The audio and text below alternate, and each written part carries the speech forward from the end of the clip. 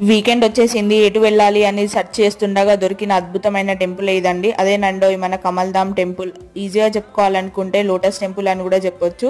So దీని timings వచ్చేసి morning 8 AM నుండి నైట్ 10 PM వరకు. మీరు ఒకవేళ అభిషేకం ఫ్రీగా చేసుకోవాలి అనుకుంటే 8 AM లోపే ఇక్కడికి వస్తే ఫ్రీగా అభిషేకం చేయొచ్చు. ఒకవేళ పేడ్ అభిషేకం చేసుకోవాలి అంటే 8 తర్వాత వస్తే 201 రూపీస్ తీసుకొని మనకు పేడ్ అభిషేకం అయితే చేపిస్తారండి.